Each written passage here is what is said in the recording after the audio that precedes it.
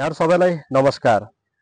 लमजुङको कोलासोथार गाउँपालिका वडा नम्बर 3 मा अवस्थित स्मार्ट भिलेज घलेगाउँमा पर्यटकीय गतिविधि सुरु भएको आगामी 2081 वैशाखबाट 25 वर्ष पुग्दैछ।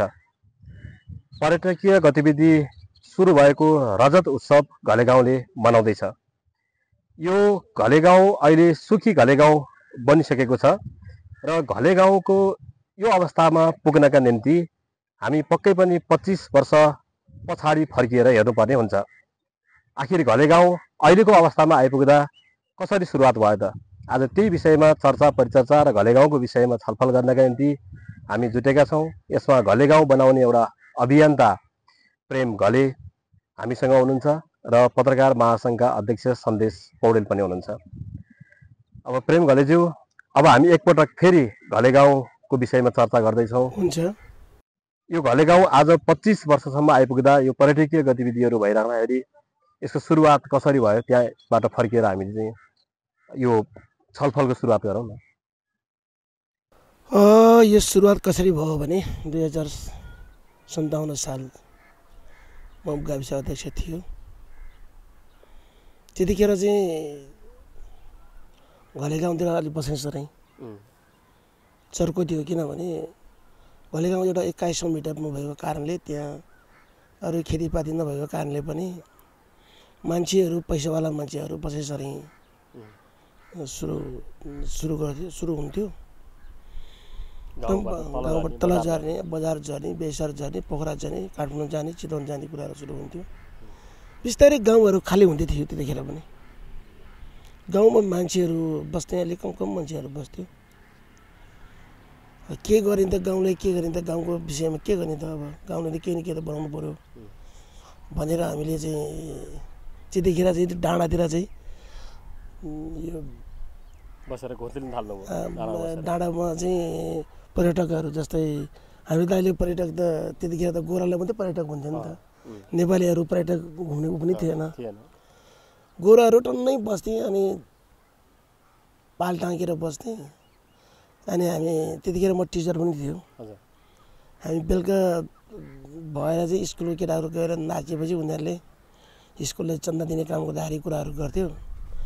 त्यसपछि हामीले अब मैले टिचर छोडेर चाहिँ राजनीतिमा लागेपछि यहाँ चाहिँ हाम्रो पर्यटकहरू धेरै आउँछ। यसलाई हामी गाउँमा राख्नु पायो भने गाउँको उन्नति विकास हुन्छ भनेर हामी त्यहाँबाट सुरु गऱ्यौँ। एउटा घलेगाउँलाई कम्तीमा नि बसाइसराई भइरहेको एउटा त्यो चिन्ताले तपाईँलाई त्यति बेला सतायो होइन? कम्तीमा नि यो बसाइसराईलाई चाहिँ कसरी रोक्न सकिन्छ त?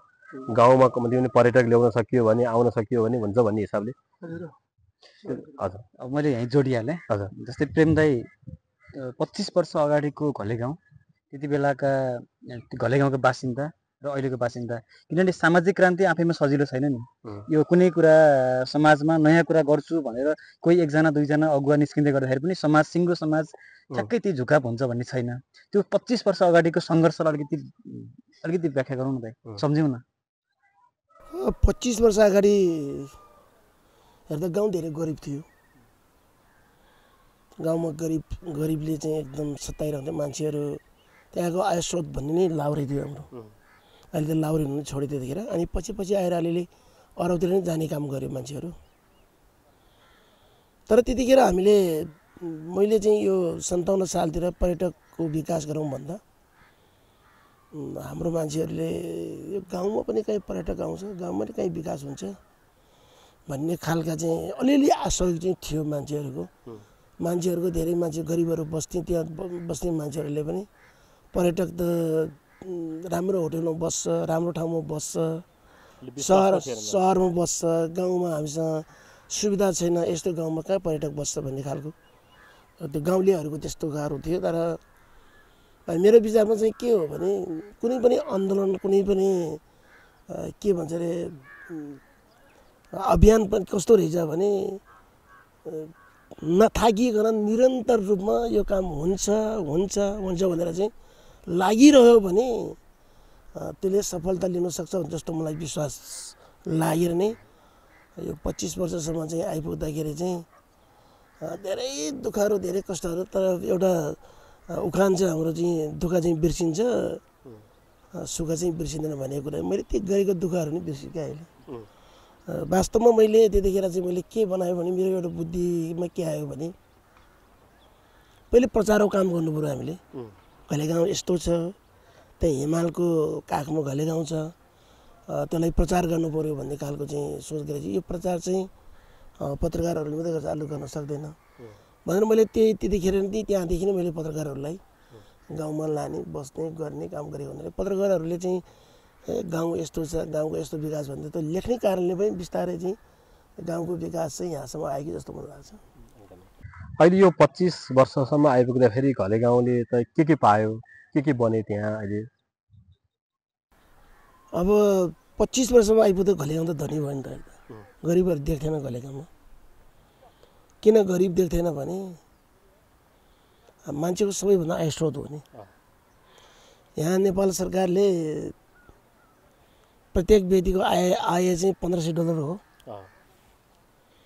प्रत्येक मान्छेको आय चाहिँ $1500 चाहिँ हुनु पर्यो भने हुनुपर्छ भन्ने खालको चाहिँ सरकारले त्यस्तो कुरा गर्छ हामी त एउटा मान्छे हामीले $2200 चाहिँ $2500 चाहिँ हामी आय आर्जन गरेको छ त घलेगाउँले प्रति व्यक्ति त्यस कारण चाहिँ घलेगाउँमा चाहिँ अहिले देख्दैन गरिबहरू त्यस्तो गरिबहरू देख्दैन म भनेपछि अहिले आफ्नै घरमै बसेर पाहुना पालेर पैसा कमाउन आय आर्जन गर्न सक्ने भयो पाउन पाल्ने पैसा मात्रै होइन अरू नै पैसा पालिन्छ उनीहरूले किनभने कोही जस्तै त्यहाँ चाहिँ हाम्रो 15वटा संस्था छ कि अहिले घलेगाउँभित्र 15वटा संस्था छ ग्रामीण पर्यटन भयो त्यसमा ग्रामीण पर्यटनभित्र चाहिँ एउटा संस्कृति टोली भनेर छ संस्कृति टोली एउटा आमासम्मको नाच भयो एउटा घाँटो भयो एउटा चाहिँ चलित्र भयो तिनवटा समूह छ संस्कृतिहरूको अनि आउने पाहुनाहरूलाई चाहिँ हामी संस्कृति हेर्छु गुरुमाहरूको संस्कृति हेर्नु कुन संस्कृति हेर्नुहुन्छ तपाईँ आमासम्मको नाच हेर्नुहुन्छ कि अथवा हाम्रो पुरानो घाँटो हेर्नुहुन्छ कि अथवा हाम्रो पुरानो चाहिँ चरित्रहरू हेर्नुहुन्छ कि भनेर चाहिँ भन्दा चाहिँ हामीले उनीहरू खुसी बनाएर एक चरण 1 घन्टा नआएको हामी 4000 लिन्छौँ पैसा त्यो 4000 पैसा चाहिँ 30% चाहिँ उनीहरूले पर्यटन समितिले तिर्छ 70% नै उनीहरूको चाहिँ व्यक्तिगत भोग्न त्यसरी गर्दाखेरि उनीहरूले महिनामा चाहिँ एकजना व्यक्ति बराबर 12-13 हजारसम्म उनीहरूलाई आय स्रोत ल्याउँछ त्यो त फेरि दिउँसो खटाउनु परेन नि त बेलुका 1 घन्टा खटाएपछि अनि त्यो संस्कृति त्यो घाँटो भयो अनि अलिक चरित्र तिनीहरू देखाएपछि उनीहरूले नाच उनीहरू त्यही अनुसारको चाहिँ हामीले पैसा खुसीले पैसा दिन्छ पर्यटकहरूले त्यसरी नै पैसा कमाउँछ अर्को चाहिँ के छ भने गाउँ सुधार समिति भनेर छ त्यो गाउँ सुधार समितिले पनि फेरि त्यो गाउँको विकासको बारेमा गाउँलाई राम्रो गर्ने बारेमा गुरुङहरूको चाहिँ पुटपुटे छोरा ठुलो पुटपुटे बिहा बर्द तिनीहरूले व्यवस्थित गर्छ तिनीहरूले त्यहाँ पनि उनीहरूको चाहिँ आय स्रोतहरू छ यी विविध कालको सबै ठाउँमा चाहिँ उनीहरूले आय स्रोतहरू बनाएर अहिले अनि बिग्ने कुराहरूमा चाहिँ मान्छे त्यहाँ आउने मान्छेले राडी बोक्यो चाहिँ बेच्छ त्यहाँ सिस्नुको पाटहरू बेच्छ चिया बेच्छ यी सबै बेचेर पनि सबै मान्छेहरूले गर्ने मान्छेहरू चाहिँ आय स्रोतको चाहिँ काम चाहिँ गरिरहन्छ अब अहिले त घलेगाउँमा त बाटोमा फुलेको पातीले नै पैसा कमाउँछ भन्ने छ होइन पातीको माला लगाइदिए पछाडि त अब त्यसरी नै आयो होइन जे होस् त्यो सन्दर्भमा भन्न खोजेँ अब यो घलेगाउँ एउटा यस्तो अब होमस्टे जुन एउटा राम्रो चाहिँ बनेर गइराख्यो होइन अब धेरै अहिले त धेरै गाउँहरू लमजुङकै धेरै गाउँहरूमा पनि होमस्टे सुरुवात छ अन्य जिल्लाहरूमा पनि गाउँहरूलाई होमस्टे बनाइरहेछन् होइन तर जसरी घलेगाउँले यो खालको चाहिँ प्रगति गरिराख्यो नि जुन राम्रो गर्यो होइन जुन एउटा चाहिँ गाउँ नै सुखी गाउँ बनायो त्यत्र सबै मान्छेहरू चाहिँ इन्कम गर्न सक्ने मान्छे भए अझै घलेगाउँमा हामीले त धेरै पटक स्टोरी लेख्यो घलेगाउँबाट चाहिँ बसाइ सरेर गएकाहरू पनि फर्किएर आउन थाले होइन घरहरू बनाउन थाले बजार झरेका पनि गाउँ फर्किन थाले होमस्टे चलाउन थाले जुन खालको एउटा चाहिँ जुन आकर्षण भयो नि होइन यसले त अरूलाई पनि अरू गाउँहरूलाई पनि जुन शिक्षा दियो होइन यो गर्नलाई तपाईँले अब कति अब यसको कति व्याख्या गर्ने अब बिर्सिन लागिसक्यो भनिसक्नुभयो यहाँलाई होइन कति अब त्यसलाई नि कोट्याइराख्ने तर यो बनाउनको लागि धेरै निकै चुनौतीहरू त भयो नि धेरै ठाउँमा चाहिँ धाउनु पर्यो होला धेरै निकायहरूसँग हारगुहार माग्नु पर्यो होला होइन धेरैले सहयोग पनि गर्यो होला होइन त्यसको अलिकति केही स्मरण गर्नु त्यसको त चाहिँ अब धेरै छ त्यो कुराहरू गरिराख्ने हुँदा धेरै कुराहरू हुन्छ किनभने घलेगाउँको प्रचारको लागि विकासको लागि त अब नेपाल सरकार भयो नेपाल टुरिज्म बोर्ड भयो गाउँपालिका भयो, अरू सभा महाचुनाव भयो, सङ्घ संस्था भयो। जस्तै अहिले स्वर्ण जयन्ती मनाउने भनेको छ। हामीले करिबन 30 लाख जति बजेट हुँदो रहेछ। अब भोलिदेखि म काठमाडौँ जाँदैछु। अब म माग्ने कुरा त अब माग्ने कुरा त बाँकी छ पनि के छैन, तर चाहिँ मान्छेले नि यता के हो भने घलेगाउँको विकासलाई किन पैसा नदिने भन्छ कि अहिले। त्यो घलेगाउँमा गएर रमाउँछ, उनीहरू राम्रो ठाउँमा बस्छ, उनीहरूको सबै सर्भिस पुगेपछि सङ्घ संस्थाले पनि घलेगाउँलाई चाहिँ अहिले चाहिँ राम्रो पैसा सहयोग गर्छ। अब पहिले त के सहयोग गर्ने त गाउँमा के हुन्छ, गाउँमा के कहाँको पर्यटन जान्छ, गाउँमा के को विकास हुन्छ भन्ने खालको सोचले पनि हामीले अलि दुःख पाउँथ्यौँ। अहिले चाहिँ गाउँ राम्रो हुँदै गएपछि गाउँको विकासको लागि मान्छेले चाहिँ सबै मान्छेहरू पोजिटिभै छ। जस्तै अहिले तपाईँले एउटा कुरा उठाउनु भयो, विदेश गएको मान्छे नै फर्किरहेछ भने अहिले मान्छेले घरेडी खोज्दै छन् त। जस्तै एउटा लाउरे छ, तपाईँ जानुभयो होला, त्यहाँ ग्राउन्ड अगाडि ठुलो चाहिँ होटल बनाएको छ, बेलायतमा बस्छ उनीहरू। र अरू मान्छेहरू चाहिँ बेलायत गइसके, जुन बेलायतमा बस्थे, अमेरिकामा बस्थे, जो चाहिँ काठमाडौँ पोखरा बस्थे भने चाहिँ अरू घरेडी बसेर चाहिँ घरेडी बनाएर चाहिँ घर बनाउने सुरुवात गरिरहेको छ। अहिले झन्डै 140 घर होला, 140 घर फिलफिल छ क्या। कोही पनि मान्छे घर खाली भएको ठाउँ छैन। अहिले धेरै चाहिँ गाउँहरू अहिले खाली भइरहेछन् होइन, घरमा मान्छेहरू छैनन्।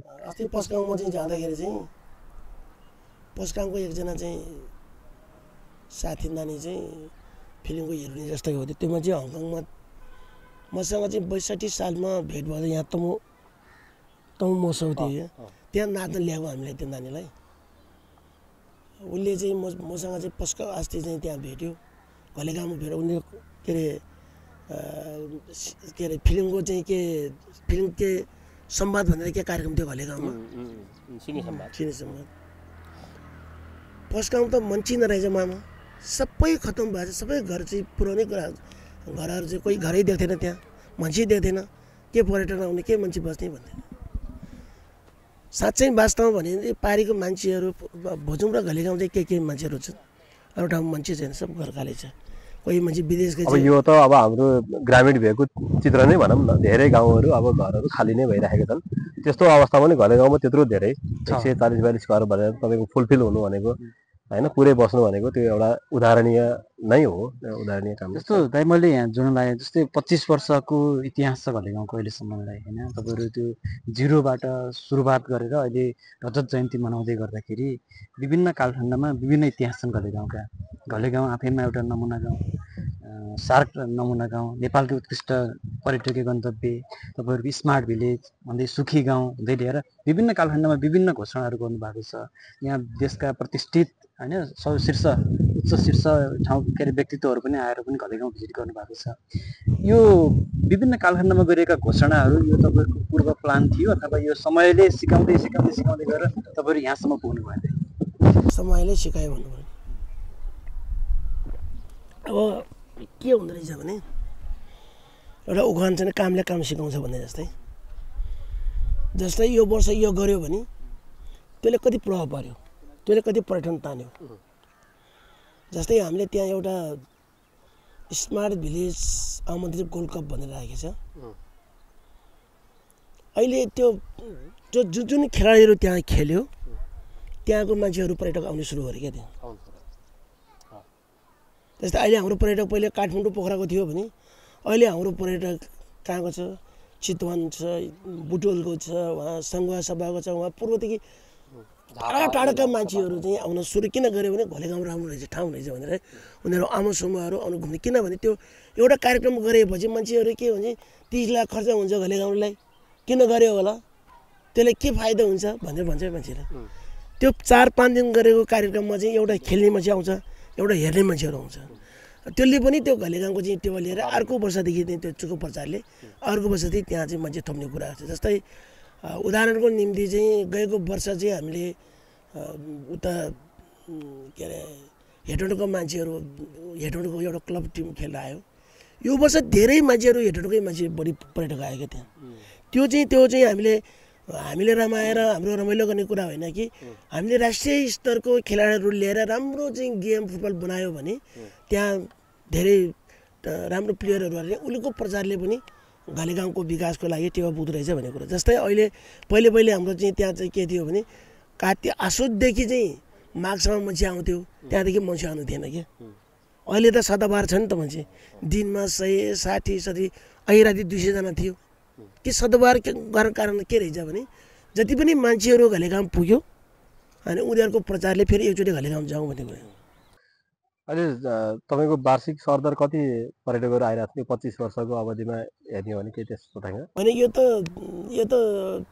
गएको साल चाहिँ 25-30 हजार जति आयो यो वर्ष अब हेर्न बाँकी छ अब एक वर्ष त 45 हजारसम्म पुग्यो मान्छेहरू त्यसैले हामीले त्यहाँ चाहिँ त्यो त्यत्रो चाहिँ एकचोटि अहिले फेरि भनौँ न बेसी सहरबाट अब अहिले त अलिकति घलेगाउँ पुग्ने बाटो पनि लगभग सहजै जस्तो चाहिँ छ नि त पहिलाको जस्तो अप्ठ्यारो पनि छैन होइन अहिले सहजै पुग्न सकिन्छ अहिले कति समयमा घलेगाउँ पुग्न सकिन्छ सदरमुकाम बेसर कोही पर्यटक आइपुगे पछाडि बेसरबाट 1.5 घन्टामा घलेगाउँ पुग्न सकिन्छ घलेगाउँ चाहिँ गयो भने छिटो भने 1 घन्टामा पुग्नु भयो तर बिस्तारै जाने 1.5 घन्टा पुग्नु 1 घन्टामा मजाले पुग्न सकिन्छ अब पहिला त 3-4 घन्टा लाग्थ्यो अहिले त्योभन्दा पहिला हिँडेर जानु पर्थ्यो होइन अहिले त धेरै त्यहाँ चाहिँ अब के छ भने अब त्यो पैसा तान्छ भने जस्तै त्यो जनताहरू पैसा आउने स्रोत भएपछि उनीहरूले अब चाहिँ आफ्नो घरहरू नि राम्रो बनाउने जस्तै अब कम्पाउन्डहरू त्यो होमस्टेहरू नि कम्पाउन्डहरू छ बाथरुमहरू छ तातो चिसो बनेहरू छ कोही त एडेज पनि बनाएको छ होइन के त्यो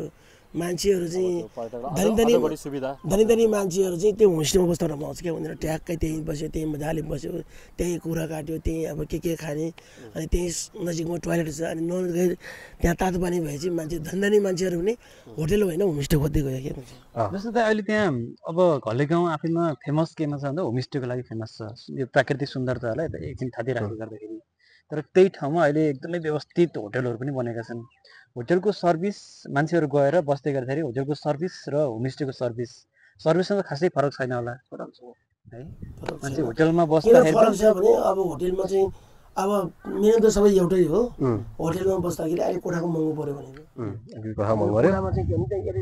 अब होमस्टेमा अलिकति अर्ग्यानिक फिल हुन्छ भनौँ न त्यही भित्र सट्ट बसेर आगो पुगेर त्यही पकाउँदै गर्दा त्यही खाँदै गर्दा होइन खानेकुरा त अर्ग्यानिक भयो बस्दाको रमाइलो भनौँ न त्यो होटेललाई पनि होमस्टेकै त्यहाँ उहाँले फिलिङ्स दिन पाएको चाहिँ घरबेटीले पकाइरहेको चाहिँ हेर्दै लाइभ हेर्दै बस्दै पलेटी पारेर बस्नु र त्यो अलिकति छुट्टै मजा भयो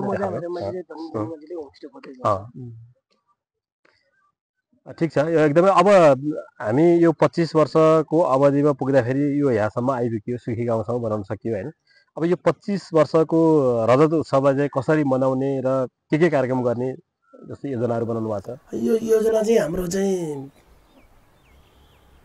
31 गतेको बेलुका चाहिँ रमाइलो कार्यक्रम उद्घाटन भयो 12-1 बजीसम्म नाच गानु हुन्छ त्यहाँ 31 गते राति त्यो राति अब राष्ट्रिय कलाकारहरू नाच गानु भयो अनि बिहान 8 बजे चाहिँ राजा जयन्ती उद्घाटन हुन्छ राजा जयन्ती उद्घाटन छोटो हुन्छ हाम्रो त्यो उद्घाटन पछि त्यहाँ हाम्रो एक घर एक धाराको उद्घाटन हुन्छ त्यहाँ हस्पिटलको उद्घाटन हुन्छ फेरि त्यहाँ हामीले एउटा गाउँलेहरूमै एउटा चाहिँ हामीले बिमा तयार गराएको छ क्या अब जस्तै तपाईँले महिनामा 100 रुपियाँ चाहिँ बिमा पैसा तिरिरह्यो भने कमसेकम 3 लाखसम्मको औषधि गर्न सक्ने खालको चाहिँ एउटा भिजन ल्याएको मैले त्यहाँ अब हामीले यसपालि चाहिँ अब हामीले त्यो चाहिँ गाउँलेकै तर्फबाट हामीले एउटा बिमा तयार गराएको छ त्यो बिमा पनि शुभारम्भ हुन्छ जस्तै त्यो बिमा किन बनाएको भने मान्छे बिरामी भयो चन्दा उठाउने ऋण काट्ने भन्दा पनि त्यो महिनामा कमसेकम उसले 100 रुपियाँ चाहिँ बचत जस्तै हुनु त्यो त्यहाँ पैसा दिइरह्यो भने उसले बिरामी भएको बेलामा हामीले सुरुमा 50,000 1.5 लाख 3 लाखसम्म हामीले चाहिँ उसलाई बिमालाई दिने भनेपछि उसको चाहिँ राम्रो हुने भन्दा त्यसैले हामीले त्यो बिमा पनि सुरु गरेछौँ हामीले प्रत्येक व्यक्तिको बिमा हुन्छ भने घरकै हुन्छ घरको होइन व्यक्तिको हुने भयो जस्तै मेरो घरमा 4 जना छ भने कसले बिमा गए सुविधा उसले मात्रै पाउने भयो बिमा नहुने चाहिँ सुविधा पाउँदैन त्यो कुरा जस्तै त्यो हामीलाई कसरी सुरु गर्यो भने हरेक कुरा प्राकृतिक हुँदो रहेछ क्या सरकारको बिमा ल्यायो स्वास्थ्य बिमा भनेर ल्यायो अनि उनले तोकेको हस्पिटलमा मात्रै चाहिँ त्यहाँ बिमा पाउँछ भनेर भन्यो अनि त्यहाँ सरकारी बाहेक तपाईहरु छुट्टै हो त्यहाँ पठाउँदाखेरि के भयो भने त्यहाँ आफूले रोग आन्सरको डाक्टर नपाउने रोग आन्सरको कुरा नपाउने त्यहाँ जाँदाखेरि रगत चेक गर्न बाहिर हरेक कुराले चाहिँ दुःख भएको कारणले हामीले सिधै उसले पैसा दियो भने उसले राम्रो हस्पिटलमा जान्छ उसले रगत जाँच हरेक कुरा गर्छ नि त तर सरकारको चाहिँ बिमामा के रहेछ भने जस्तै एउटा मान्छे म चाहिँ सामुदायिकमा गयो भने रगत जान बाहिर जानु पर्यो के एक्सरे गर्न बाहिर जानु पर्यो पैसा तिर्नु पर्यो नि त सिर्फ त्यहाँ हेर्दा डाक्टरको फी त्यो सुत्ने मात्रै रहेछ खेतीको। त्यही भएर हामीले त्यसलाई चाहिँ लिएर हामीले के गर्यो भने अब चाहिँ हाम्रो घले गाउँको मान्छेले जसले बिमा गर्छ त्यो मान्छे जस्तै रुखबाट लड्यो, जस्तै आगोले पोल्यो, हामी तुरुन्तै उसलाई चाहिँ अरू पैसा खोजिरहनु परेन नि त।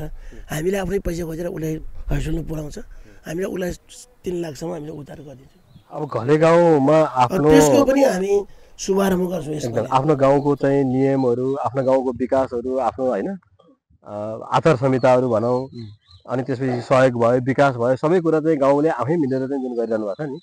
अब हुन त हाम्रो संविधानले पनि अब समाजवाद उन्मुख राज्य व्यवस्था बनाउने भनेर भनेको छ होइन। हामीले नि अब समाजवादमा पक्कै पनि यस्तै यस्तै हुनेछन्। समाजमा कोही मान्छे गरिब हुने छैन होइन, कोही मान्छे धनी मात्रै हुने, कोही गरिब मात्रै हुनेको अवस्था हुँदैन छैन। विकासले समानुपातिक रूपमा वितरण हुनेछन् होइन। सबै मान्छेको स्वास्थ्य, शिक्षा होइन, उपचारको कुराहरू चाहिँ ग्यारेन्टी हुनेछन् भन्ने कुरा नै हो नि हामीले गरेको। त तपाईँ एउटा कम्युनिस्ट आन्दोलनको नेता पनि भएको कारणले गाउँलाई एउटा समाजवादी लाइनमा अथवा त्यो लाइनमा अगाडि हिँड्दैछ भन्ने कुराको लाग्यो होइन। मैले गर्न खोजेको त्यही हो। गर्नु खोज्दा अब घले गाउँमा बिरामी भयो, स्वास्थ्य बिमा होस्, आफूले उत्पादन गरेर खान सकोस्। अब घर घरमा खानेपानी लैदिएछ।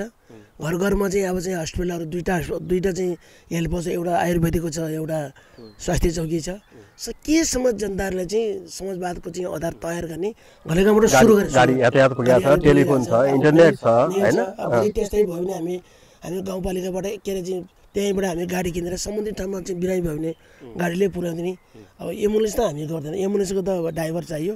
अब हाम्रो त्यहाँ अरू बेलामा चाहिँ भाडामा बोक्ने, र बिरामी भयो भने गाडीले चाहिँ सम्बन्धित ठाउँमा पुर्याउने। सकेसम्म त्यही गाउँले भित्रको चाहिँ दुःख नपाओस् भन्ने कारण थियो। अनि त्यहाँ हाम्रो एउटा चाहिँ ऊ पनि छ नि त, सागरी पनि छ त्यहाँ बस्ने ठाउँ थियो। अब पहिले चाहिँ अरब जाँदा कहीँ विदेश जाँदाखेरि मैले 5 रुपियाँ ब्याज 10 रुपियाँ ब्याज गर्थ्यो। अहिले हामीले सुलभ ढङ्गले त्यहाँ हामी अहिले कम्ती पनि गाउँमा चाहिँ 1-2 लाख रुपियाँ चाहियो, म एउटा केही व्यवसाय थाल्छु भनेर कुनै समस्या छैन। तपाईँ घले गाउँ जानुहोस्, कुनै समस्या छैन। तर अझै पनि त्यहाँको जनताहरू मैले भने जस्तो भएको छैन। अब चाहिँ जनताहरू बिस्तारै चाहिँ हामीले ग्रामीण पर्यटन र कृषिसँग जोड्नुपर्छ भन्ने कारण थियो। त्यो मेरो कारण थियो, मेरो नयाँ विचार हो। यो नयाँ विचार किन हो भने अहिलेसम्म चाहिँ मैले धेरै क्रान्ति गरेको कारण सबैभन्दा खानपिनमा त्यहाँ कुखुरा पाल्छ, त्यहाँ कुखुराले अन्डा पार्छ, त्यहाँ सबै लोकल चिजहरू हुन्छ। बेसरबाटको चाहिँ बेसरदेखि चाहिँ बैलो लिएर कुखुरा खुलाउने हरेक कुरा गरेर अहिले हामीले चाहिँ प्रत्येक होमस्टेमा 2टा भाले थिएन भने त्यसलाई हामी कारवाही गर्छौँ। जस्तै तपाईँ होमस्टेमा बस्यो भने तपाईँसँग 2टा भाले छैन भने तपाईँले के पैसा लिनुहुन्छ? तपाईँले त्यहाँ होइन म बैदरै खान्छु भने बैदर लिएर खुलाउने अलग कुरा हो। तर म लोकल कुरा खान्छु भने त्यहाँ चाहिँ लोकल कुरा हुनु पऱ्यो नि त। त्यही भएर प्रत्येक घरमा 2टा भाले राख्नु पऱ्यो त्यो पैसा लगाइदिए। यो किनभने त्यो चाहिँ काम किन सिक्दो रहेछ भने जनतालाई जसरी पनि उत्पादनमा लाग्नु सकेन, जनताले उत्पादन ठाउँमा चाहिँ लाग्नु सक्दैन भने त्यो आर्थिक समृद्धि नहुँदैन। त्यसैले उनीहरूले पैसा चाहिँ त्यहाँबाट जस्तै एउटा कुरा चाहिँ के भने चियाले धेरै फाइदा गरेको, चिया किन्नु पर्दैन नि हामीले। गएको साल चाहिँ हाम्रो 30,000 मान्छे आयो भने 30,000 कपले त कमसेकम चाहिँ 15 लाख त चियाबाटै लिने पैसा। अनि अरू कुरा चाहिँ चिया बेच्छ होइन, चिया नै के बेच्छ भने प्रत्येक शनिबार चाहिँ हामीले हाटबजार सुरु गरेको छौँ त्यहाँ। प्रत्येक शुक्रबार धेरै मान्छे आउँछ नि त। शनिबारको बिहान आफूले घरमा भएको चिया के अरे चाहिँ बोको ढाडी के छ लगेर बेच्ने। अहिले अस्ति हामीले चाहिँ 2 महिना भएको, 2 महिनामा करिब 3 लाख जतिको चाहिँ सेल गरिसकेको छ क्या। त्यो पनि क्या हाटबजारमा क्या। अनि सरर चाहिँ प्रोग्राम के अरे ग्राउन्डमा आउँछ, के अरे बसपारमा आउँछ, त्यहीँ सट्ट त्यहीँ बोक्खु त्यहीँ राडी त्यहीँ राखिदिने, चियापत्ती त्यहीँ राखिदिने, तरुल त्यहीँ राखिदिने, टुसा त्यहीँ राखिदिने, सबै त्यहीँ सरर राखिदिए मान्छेले किनेर लाउँछ। त्यही 2 महिना करिब 3 लाख चाहिँ त्यही व्यवहार गरेँ क्या हामीले। त्यो चाहिँ उत्पादनमा के गरेर उत्पादन हुन्छ, त्यो उत्पादनमा पैसा पाएपछि त्यो चाहिँ पैसाले चाहिँ आफ्नो विकास कसरी गर्ने भन्दा उसले टोयलेट सफा राम्रो गर्छ, उसको कोठाहरू राम्रो बनाउँछ, उसले राम्रो लुगा लगाउँछ, उसले छोराछोरी राम्रो ठाउँमा पढाउँछ। विदेश जानु पऱ्यो भने आरक्षण ऋण नगरी उनीहरू आफै पैसा पढाउँछ।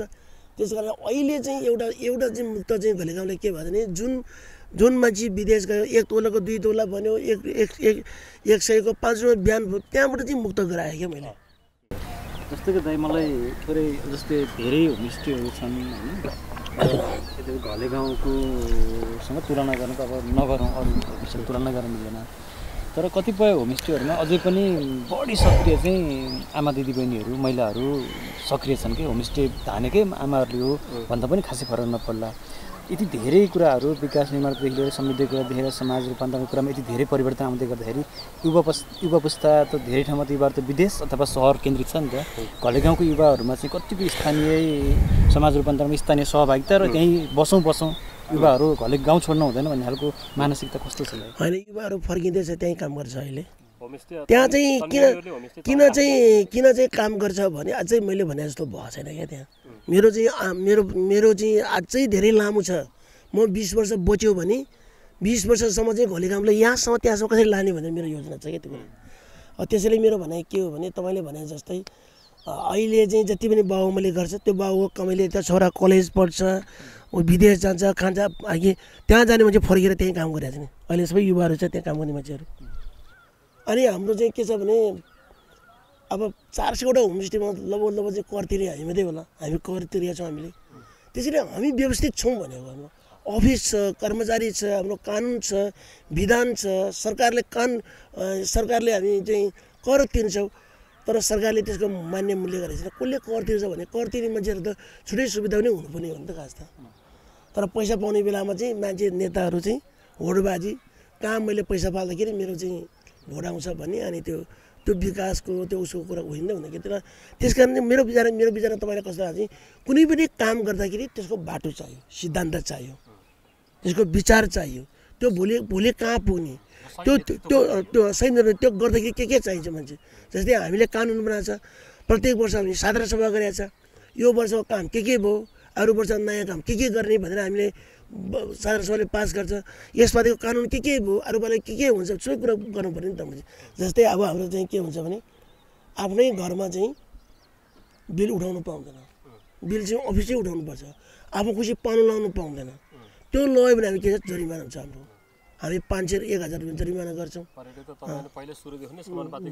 बाँड्छौँ। हामी सबैले खान पाउँछ भन्ने कुरा हो भने सबैले खुसी हो भने उसको घर चाहिँ राम्रो छैन भने हामी प्रत्येक महिनामा एकचोटि चाहिँ त्यो होमस्टेको हेर्छौँ, त्यसको टोयलेट ठिक चाहिँ छैन, त्यसको सुत्ने डाउट ठिकै छैन, त्यसको पकाउने डाउट ठिक छैन भने हामी फेरि 1 महिना निलम्बन गर्छौँ। तिमीले 1 महिनासम्म तिमीले यो तयार गर भन्छौँ।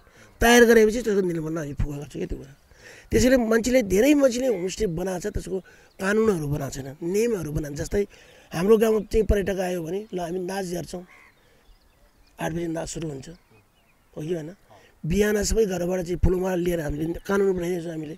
त्यसैले धेरै ठाउँमा चाहिँ मान्छेहरू होमस्टे बनाएको छ, तर त्यसको कानुनहरू त्यो नियमहरू बनाएको कारणले पनि होमस्टेमा चाहिँ मान्छे नआएको कारण चाहिँ एउटा त्यो पनि हो।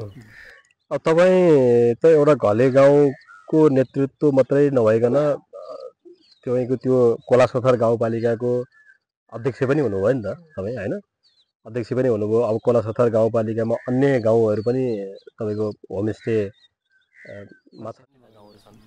सुरु गरेछ, तर सुरु गरे पनि उनीहरूले त्यहाँ नेतृत्वले राम्रो गर्ने कानुन बनाउनु क्या। जस्तै घामरुङमा हामीले सुरु गरेर मैले उदाहरण गरेँ भने घामरुङले एउटा राम्रो काम गरेछ। त्यहाँ होमस्टेहरू मिलेर चाहिँ आँगा धान रोप्ने, उनीहरू सामूहिक रोप्ने, अनि पाहुना आउँदाखेरि त्यो आँगा धान खुलाउने। जस्तै त्यो पस्काउनु गर्न किन सक्दैन? घलेगाउँले त खेदै छैन, सक्दैन त्यो घलेगाउँ त्यो हुने खेदै छैन। तर पस्काउहरू, घामरुङहरू, गिलुङहरू त राम्रो राम्रो खेतहरू, झिनो आउने खेतहरू पालेको छ नि त।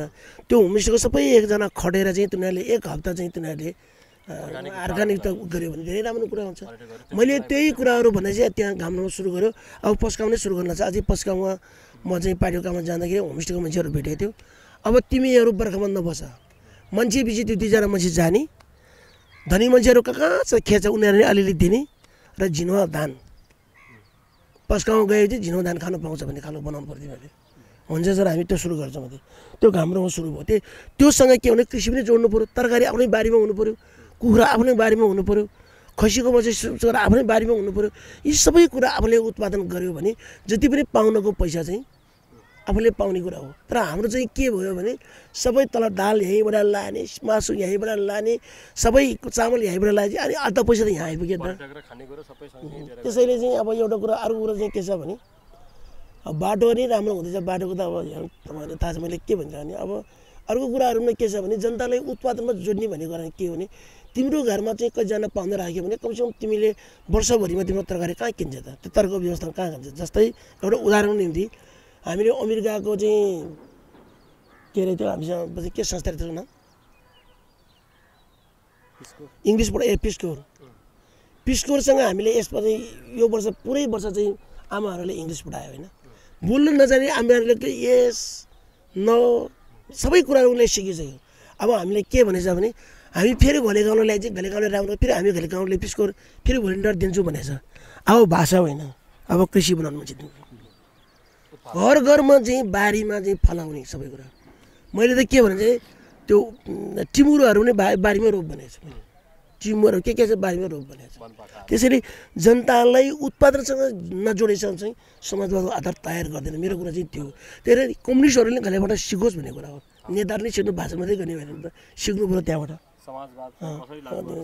त्यसरी चाहिँ के छ भने म चाहिँ तपाईँहरू वरिष्ठ हाम्रो लमजुङको वरिष्ठ चाहिँ पत्रकारहरू तपाईँसँग म के भन्न चाहन्छु भने नेताहरू नै स्वार्थी भयो क्या देश कसरी बनाउने गाउँ कसरी बनाउने जिल्ला कसरी बनाउने भन्दा पनि आफू कसरी बन्ने भयो भने क्या अब घले गाउँ कसरी बनाइयो र त्यसको सङ्घर्षको विषयमा तपाईँले एउटा पुस्तक पनि निकाल्नु भएको अरे हैन निकालेछ अब अहिले त भन्छ सबैले डकुमेन्ट्री पनि आउँदैछ हैन सबैले भन्छन् त घले गाउँ मैले बनाएको फलानले बनाएको भने तर त्यो योजनाकार त मै होला नि त खट्ने मान्छे त मै होला नि त त्यहाँ कानुन बनाउने भनेको त्यो पुस्तक र भोलि एउटा डकुमेन्ट निस्क्यो भने त्यसले पनि अरू सबैलाई पढेर कसरी घले गाउँ बनाएको त्यो किताबको कारणले पनि धेरै मान्छेहरू खोजिरहेको छ घले गाउँ कहाँ छ भने अस्ति म घरमा बसिरहेको गोर्खाको दुईजना चाहिँ अहिले इन्जिनियरहरूको आएको छ मेरो घरमा बसेको छ प्रेम घले घर पुनः भनेको छ यो प्रेम घले भने ऊ त्यहाँ बसिरहेको खोज्दै आयो हामी जबसम्म विकासमा लाग्दैन मान्छे तपाईँ यस्तो म यस्तो फल्ना यस्तो भन्दा पनि